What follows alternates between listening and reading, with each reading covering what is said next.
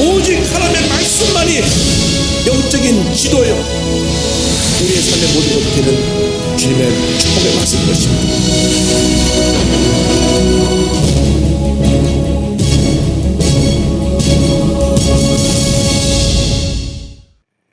지난주에 이어서 로마서 4장 17절 이하의 말씀을 가지고 믿음으로 의롭게 됨을 주제로 해서 말씀을 나눕니다.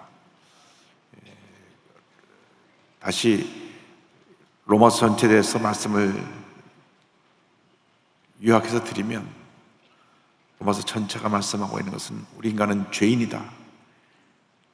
죄 지은 인간이 우리 스스로 죄 문제를 해결할 수 있는 방법이 아무것도 없고, 예수 그리스도를 믿음으로만 죄 문제가 해결되고 의인이 된다. 그래서 우리가 하나님의 자녀, 의인이 되는 가장 중요한 그 전환점이 예수를 믿는 그 믿음의 역사에 있다, 믿음의 사건이 있다는 것을 말씀합니다. 그래서 아브라함의 믿음을 가지고 그 믿음의 역사를 계속해서 설명하고 있는 것입니다. 4장 17절 함께 하반절 보겠습니다. 그가 믿은 바 하나님은 죽은 자를 살리시며 없는 것을 있는 것으로 부르시는 이시니라. 아브라함의 믿음은 죽은 자를 살리시고 없는 것을 있게 하신 하나님, 다시 말하면 불가능을 가능케 하신 하나님, 우리가 믿고 섬기는 하나님은 많은 하나님 신들 가운데 하나가 아니라 유일하신 하나님, 천지 만물을 창조하시고 죽은 자를 살리시고 없는 것을 있게 하시는 위대하신 하나님, 전지전능하신 하나님, 그 하나님이 우리 하나님이고 우리의 유일한 믿음의 대상입니다. 히브리서 11장 믿음장의 19절에 이와 같은 말씀 나옵니다. 그가 하나님이 능히 이삭을 죽은 자 가운데서 다시 살릴 줄로 생각한지라 비유컨대 그를 죽은 자 가운데서 도로 받은 것이니라. 이 말씀은 창세기 22장에 이삭을 모리아 땅에 있는 산에 올라가서 칼을 들어서 죽여 번제로 드리려고 할 때 하나님께서 이제야 내가 나를 경외하는 줄 알겠다, 그 믿음의 합격점을 주시고, 그리고 아브라함 믿음을 귀히 여기셨는데, 이미 이삭을 바치러 올라갈 때 이삭은 이미 죽은 목숨과 다름이 없는 것인데, 이삭을 죽여도 하나님이 새롭게 그래서 살려줄 것을 믿었다는 말씀입니다. 왜냐하면 100세 때 아이를 얻고 나서 보니까 하나님은 못하실 일이 없다는 것을 확고하게 믿었습니다. 그래서 바랄 수 없는 중에 바란 그 믿음에 대해서 4장 18절 다 같이 보겠습니다. 아브라함이 바랄 수 없는 중에 바라고 믿었으니 이는 내 후손이 이같으리라 하신 말씀대로 많은 민족의 조상이 되게 하려 하심이라. 무엇을 믿었느냐? 이 말씀을 믿었어요. 우리가 일생 살아가는 무엇을 믿느냐? 말씀을 믿어야 됩니다. 말씀. 이 말씀이 능력이고 기적이고 축복이고, 이 말씀이 하나님입니다. 말씀을 믿으면 하나님의 능력이 우리에게 임하는 것입니다. 하나님의 역사가 우리에게 임하게 되는 것입니다. 그래서 아브라함이 하나님 앞에 귀하게 인정받고 쓰임받은 것을 말씀을 그대로 믿었습니다. 의심치 않았습니다. 창세기 15장 5절을 보면 그를 이끌고 밖으로 나가 이르시되 하늘을 우러러 무뼈를 셀 수 있나 보라. 또 그에게 이르시되 내 자손이 이와 같으리라 하는 말씀하셨습니다. 자식이 없는 아브라함을 하나님께서 어느 날 너 천막에서 나와서 저 하늘을 좀 봐라. 하늘에 얼마나 많은 별들이 있는지, 저 많은 별들처럼 너희 자녀가 생겨날 것이다. 지금 자녀가 없어요. 이때 이미 75세에서 10년이 돼서 85세가 됐는데 자녀가 없는데 또 이렇게 많이 될 것이라 믿었습니다. 그런데 자기 자신을 보면 아이를 낳을 수 있는 그런 전혀 능력이 없었습니다. 4장 19절을 다 같이 보겠습니다. 그가 백세나 되어 자기 몸이 죽은 것 같고 사라의 태가 죽은 것 같음을 알고도 믿음이 약해지지 아니하고, 자기가 백세가 되고 부인이 90세가 되고 이제는 도저히 불가능하였는데도 불구하고 믿음이 약해지지 아니했다. 사실 우리의 믿음이 현실적으로 해결되는 것도 없고 자꾸 문제만 생겨나고 들려오는 얘기는 날 걱정만 시키고 속상하게 하고 불안하게 하고 뭐 하나 되는 거 없는 것 같은데 믿음이 흔들릴 수가 있어요. 그런데 아브라함은 75세에서 100세까지 믿음이 계속 성장해서 100세가 되니까 그 믿음이 확고해졌어요. 절대로 요동하지 않았어요. 그래서 내 믿음대로 될지어다 100세에 자녀를 얻게 된 것입니다.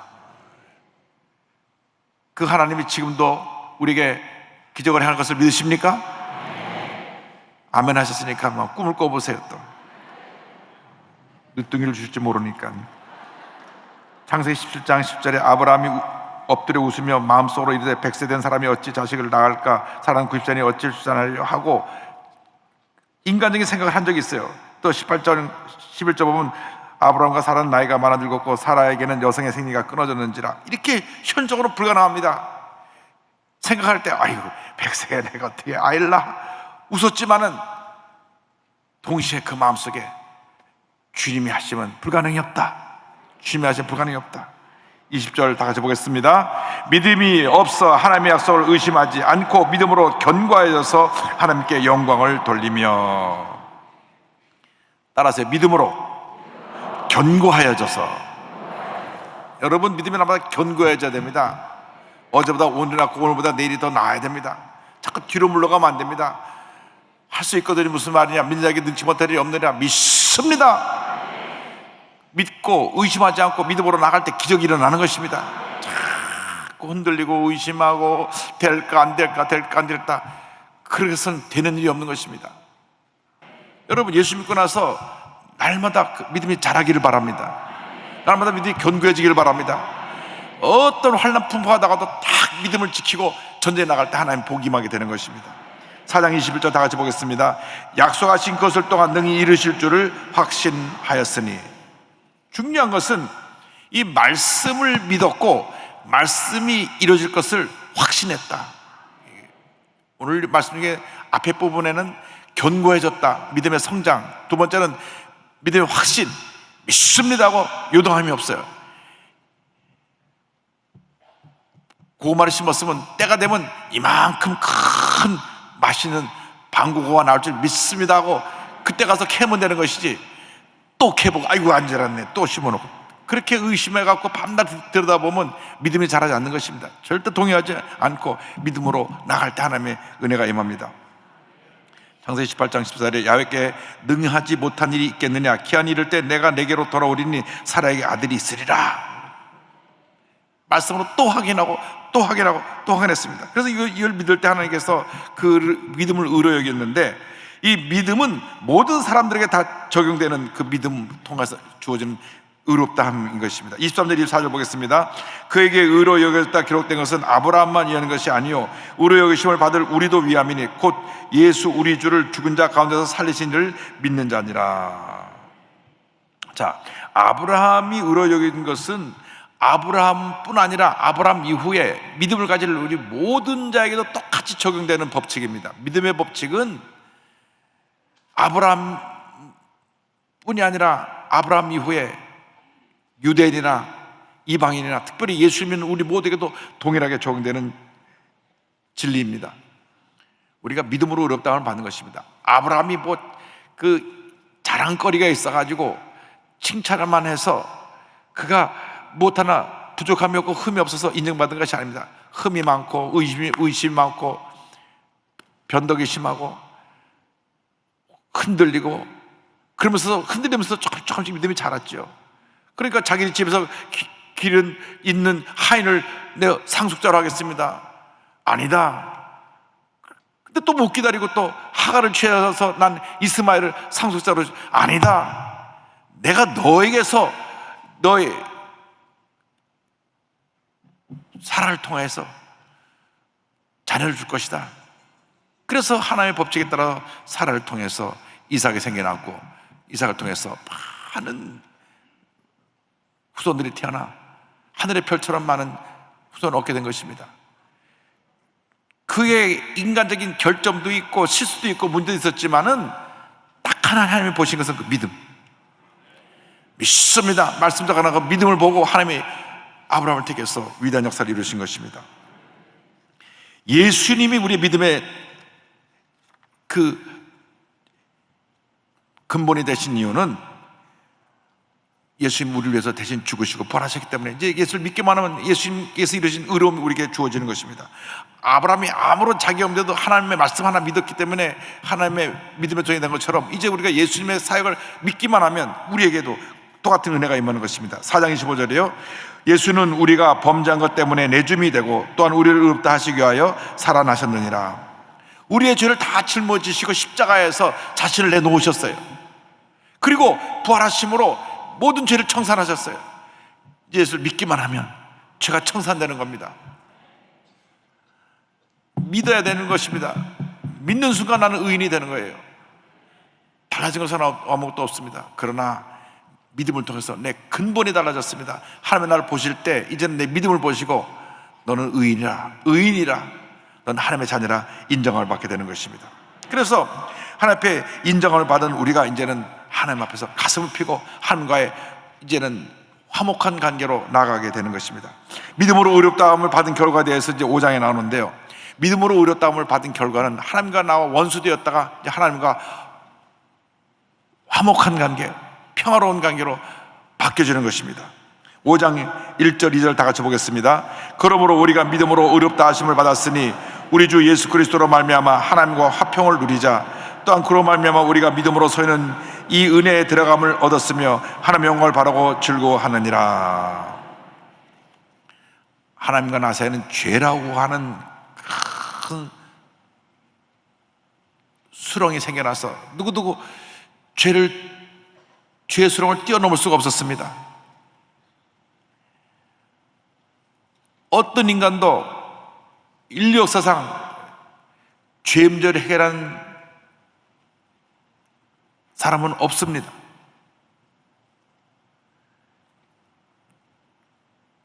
위대한 종교 지도자들이, 철학자들이,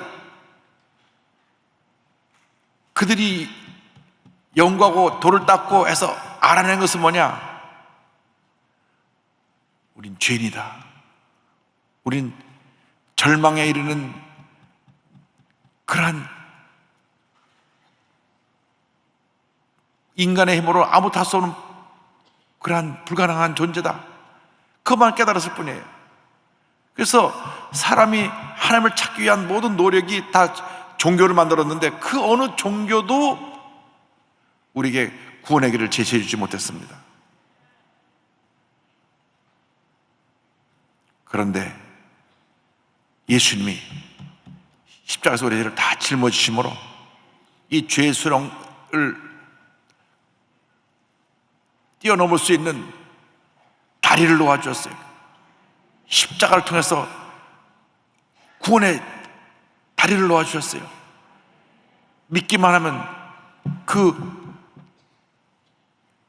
죄의 수렁을 다리를 통해서 건너가서 하나님 자녀가 되고 구원받는 놀라운 역사가 임하게 되는 것입니다. 그래서 하나님과 나와 원수되었던 관계가 이제 화목한 관계가 되어서 주님 안에서 우리가 누리는 것은 주님이 주신 화평, 평안, 샬롬입니다. 우리에게 가장 큰 문제가 뭡니까? 마음이 늘 편찮은 겁니다. 불안하는 겁니다. 뭐 이렇게 걱정거리가 많은지, 걱정할 것도 많고 속상할 것도 많고 답답할 것도 많고 화낼 것도 많고 미워할 것도 많고 그런 것처럼 걱정하지 않고 편하게 살았으면 좋겠다. 한 군데가 있습니다.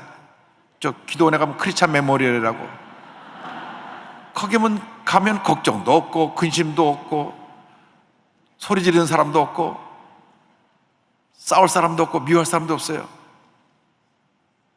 우리 한국에서 가장 대표되는 우리 낙골당으로 우리 교회가 건립한 크리스찬 메모리얼이 오살리 기도원에 안에 자리를 잡았는데 정말 잘 돼 있어요. 언제 가실 테니까 한 번씩 가서 구경 한번 하고 오시면 됩니다. 오늘 아침 새벽에도 그런 말씀을 했는데 천국이 그렇게 좋은데도 먼저 가라면 다 싫어해요. 이 땅에 미련이 있어서. 그러나 정말 천국은 좋은 곳입니다. 눈물도 없고 근심도 없고 걱정도 없고 고통도 없고 괴로움도 없고. 그러니까 우리가 천국 갈 준비를 잘하고 살아야 됩니다.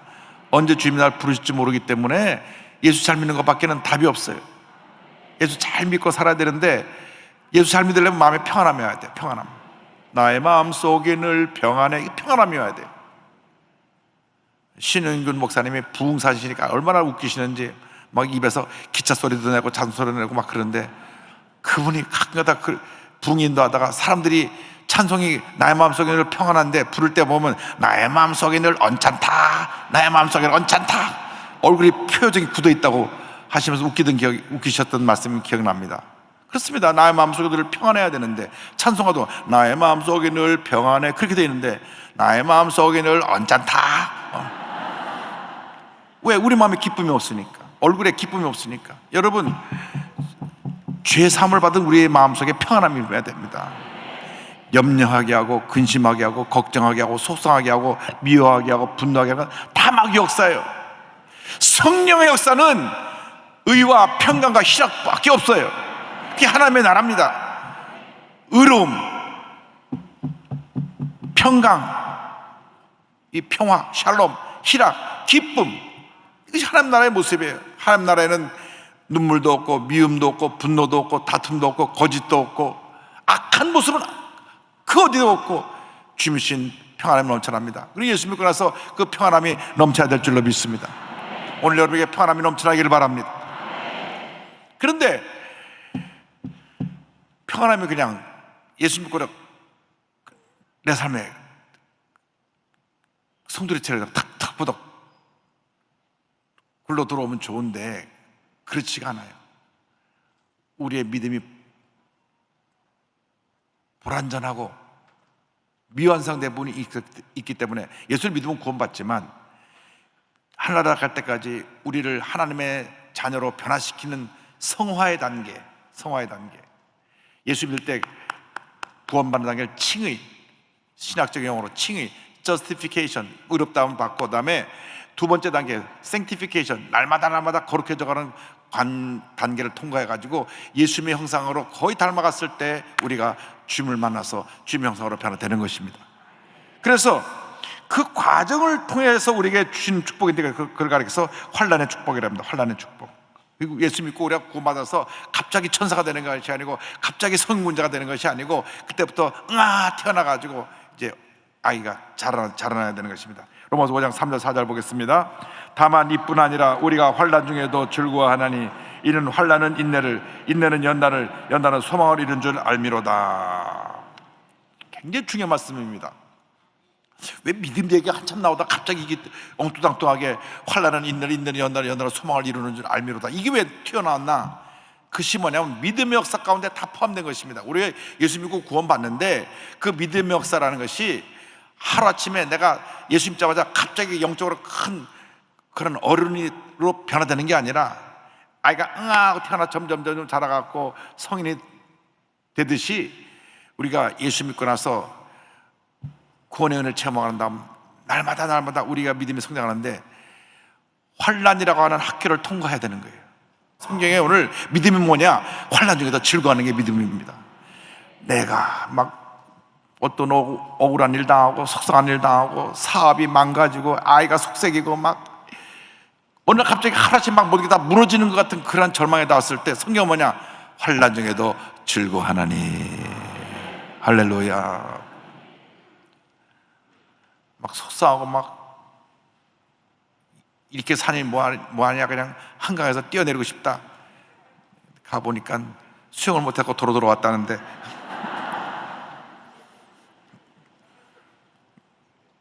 그 맘먹을 시간에 거울을 바라보면서 주여 내게 믿음을 주옵소서, 환난 중에도 즐거워할 수 있는 믿음을 주옵소서, 이 믿음 갖고 모든 어려움을 이기게 하여 주옵소서, 환난 중에도 내 마음을 지키고 마음을 즐겁게 하여 주옵소서, 마음의 평안함이 임하게 하여 주옵소서, 절대 은정 절단으로 무장하게 하여 주옵소서. 그래서 환난 중에 즐거워하는 것, 환난 중에 절대 마음이 동요하지 않고 마음의 평안함을 갖고 나아갈 때 그 환난이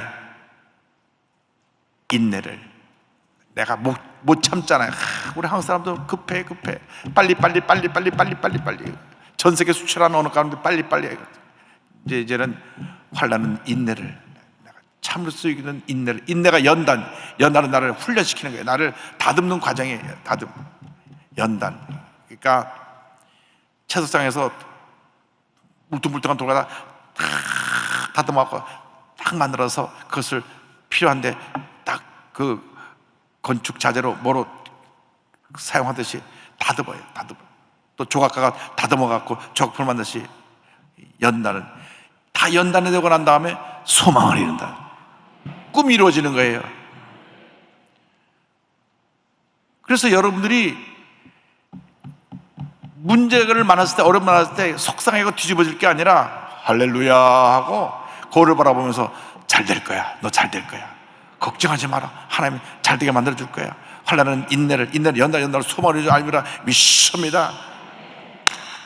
반드시 좋은 일이 일어나게 될 것입니다. 그 소망이 여러분을 절대로 실망시키지 않을 것입니다. 5절 보겠습니다. 소망이 우리를 부끄럽게 하지 아니함은 우리에게 성령으로 말미암아 하나님의 사랑이 우리 마음에 부은 바 됨이니. 자, 이게 중요한 말씀이 있습니다. 이제 소망을 우리 이루게 되는데, 소망이 우리를 부끄럽게 하지 않는다는 것은 뭐냐면, 성령께서 우리에게 믿음을 주셔서 이미 우리에게 환난을 통해서 좋은 결과를 이룰 것이라는 그 결과에 대해서 우리가 감사해야지, 지금 문제가 있다고 문제를 바라보고 걱정하면 안 됩니다. 그래서 우리에게 주신 성령으로 말미암아 이 주님의 은혜와 사랑을 깨닫게 된다. 성령 충만 받기를 바랍니다. 성령 충만 받아서 모든 어려움을 이기게 되기를 바랍니다. 내 힘과 능력으로 모든 어려움을 못 이깁니다. 여러분, 환난이 없는 사람이 어디 있습니까? 다 환난이 있죠. 큰 환난을 당한 사람은 더 큰 사람이 되는 것이고, 작은 환난 당한 사람은 작은 환난 당한 만큼 믿음이 성장하고 또 그만한 그 귀중한 사람이 되는 것이고, 환난을 당할 때 후퇴하고 뒤로 물러가면 안 됩니다. 믿습니다. 환난은 인내는 연단은 소망을 이룰 줄 믿습니다. 그럼 기적이 일어나는 것입니다. 여러분이 어떤 문제를 갖고 왔든지 간에 주님 앞에서 이 말씀을 오늘 꼭 붙잡고 로마서 5장 3절 4절을 그냥 마음에 박새겨서, 아, 이게 믿음이구나. 믿음은 환난 중에 즐거워하는 것이구나. 믿음이라는 환난 중에 인내해서 연단받고 소망을 이루는 것이구나. 믿음이라는 꿈을 이루는 것인데, 그것이 그냥 이루어지는 것이 아니라 환난이 인내가 연단의 소망을 이루는 과정을 통해서 꿈을 이루게 되는 겁니다. 모든 것이 그냥 딱 되는 게 아니에요. 여러분, 사과나무 심으면 사과 덜퍼덕 나오는 줄 아세요? 안 나와요. 물을 주고 1년이 지나도 안 나와요. 사과나무 잘못 심었네. 2년이 지나도 안 나와요. 딴 나무를 바꿔야 되겠다. 인내하라고. 인내. 왜 못 잡? 3년 돼도 안 나오고 4년 돼도 안 나오고 오늘이 되면 열매가 달린단 말이에요. 다 때가 있는 거예요. 첫해 그냥 심어서 딸기를 따먹을 수는 있어도 사과나무는 이렇게 못 따먹어요. 다 때가 있어요. 그러니까 우리 한국의 그 맛있는 사과가 전 세계 수출하는 상품 1호로 그렇게 좋은 사과들이 나오는 겁니다. 사과를 아침에 껍질째 먹으면 이렇게 건강에 좋다니까 내일부터 잘 잡숴 보시고. 그러니까 그것이 그냥 나오는 게 아니고 인내와 연단을 거쳐서 소망을 이루게 됩니다.